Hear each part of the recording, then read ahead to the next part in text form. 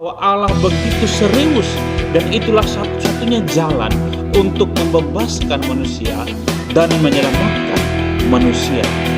Solusi yang dari Allah, itulah topik kita dalam pembahasan video kali ini. Dalam video yang lalu, kita sudah membahas mengenai 5 usaha manusia yang gagal dalam upaya menyelamatkan dirinya untuk mendapatkan keselamatan. Dan kali ini kita akan membahas bagaimana Allah menyelamatkan manusia. Yohanes 3 ayat 16, firman Tuhan berkata bahwa karena begitu besar kasih Allah akan dunia ini, sehingga ia telah mengaruniakan anaknya yang tunggal, supaya setiap orang yang percaya kepadanya tidak binasa, melainkan beroleh hidup yang kekal. Pernyataan ini merupakan pernyataan yang lahir dari isi hati Allah sendiri dengan inisiatifnya, tanpa digerakkan atau dipengaruhi oleh apapun dan siapapun, tetapi dalam kedaulatan kehendaknya mengasihi manusia yang hidup dalam dosa. Bapak ibu saudara, mengenai kasih Allah ini, Allah tidak hanya sekedar membual mengenai betapa ia mengasihi manusia, tetapi dia membuktikan kasihnya dengan jalan Yesus harus mati di atas kayu salib ketika kita masih hidup dalam dosa. Artinya ketika kita atau ketika manusia hidup terpisah dari Allah, ketika manusia hidup dalam kontrol atau kuasa dosa, dan ketika manusia dikuasai oleh iblis, pada saat itulah Allah justru menyatakan kasih-Nya. Ini jelas membuktikan bahwa Allah begitu serius dan itulah satu-satunya jalan untuk membebaskan manusia dan menyelamatkan manusia. Inilah kasih yang disebut dengan kasih agape, yakni kasih yang tidak bersyarat. Meskipun kita najis, meskipun tak kotor, tetapi Allah justru menyatakan kasih-Nya yang sempurna kepada manusia. Penyataan dan bukti kasih Allah ini bukanlah sesuatu yang kebetulan, tetapi sudah sesuai dengan kitab suci berdasarkan rencana Allah untuk menebus dosa manusia.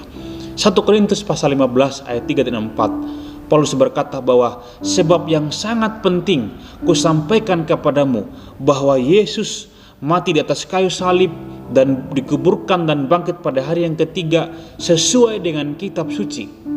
Kata sesuai dengan kitab suci menunjuk pada nubuatan-nubuatan perjanjian lama tentang Mesias. Dalam Kejadian pasal yang ketiga ayat 15 merupakan awal mula Allah menubuatkan, merencanakan, menunjukkan penebusan kepada manusia.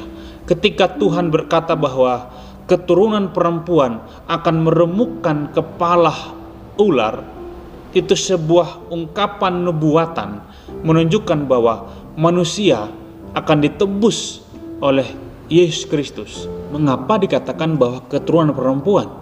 Itu merujuk pada bahwa kelahiran Mesias bukanlah hasil proses biologis, dan karena itulah dia suci kudus karena tidak dilahirkan oleh benih laki-laki atau benih keturunan Adam yang sudah berdosa, melainkan oleh karena kuasa Roh Kudus. Nubuatan penebusan ini diperjelas lagi oleh Allah melalui Nabi Yesaya. Yesaya pasal yang ke-7 ayat 14. Firman Tuhan berkata bahwa sesungguhnya Allah sendirilah yang akan memberikan kepadamu suatu petanda bahwa sesungguhnya perempuan muda akan mengandung dan melahirkan seorang anak laki-laki dan ia akan menamakan dia Immanuel. Sesungguhnya masih sangat banyak ayat dalam Alkitab Perjanjian Lama yang membuktikan bahwa Allah sudah merencanakan penebusan untuk manusia. Tapi doa ayat tadi sudah membuktikan hal itu. Sekarang mari kita lihat bagaimana Allah menggenapi nubuatannya atau janjinya untuk menyelamatkan manusia. Dalam Matius pasal yang pertama ayat yang ke-23, firman Tuhan berkata bahwa sesungguhnya anak darah itu akan mengandung dan melahirkan seorang anak laki-laki dan akan diberi nama Immanuel yang berarti Allah menyertai kita. Bukti lain mengenai penggenapan ini kita bisa lihat dalam Matius pasal yang ke-16 ayat 16 yang merupakan jawaban Simon Petrus ketika Tuhan bertanya, "Siapakah aku?" Lalu Petrus menjawab bahwa engkau adalah Mesias, anak Allah yang hidup. Dan Yesus mengaminkan apa yang dikatakan Petrus dengan berkata bahwa Petrus, ini bukan datang dari manusia, tetapi Allah yang menyatakan itu kepadamu. Dalam Kisah Para Rasul pasal yang ke-17 ayat yang ketiga, Rasul Paulus juga menyatakan hal yang sama, bahwa Yesus adalah Kristus, bahwa Yesus adalah Mesias. Dialah yang telah mati dan bangkit dari antara orang-orang mati. Ayat-ayat ini jelas membuktikan bahwa nubuatan perjanjian lama tentang Mesias telah digenapi dalam pribadi Yesus. Dari sini kita mengambil kesimpulan bahwa Yesus adalah Kristus, atau Yesus adalah Mesias yang merupakan penebus atau merupakan penyelamat manusia. Bapak Ibu Saudara, Yesus adalah nama pribadi atau personal name dari Yesus yang berarti juru selamat. Sedangkan Kristus adalah jabatan atau gelar yang artinya yang diurapi. Nah, jabatan ini apa-apa saja? Nantikan pembahasan materi ini dalam video selanjutnya. Tuhan Yesus memberkati.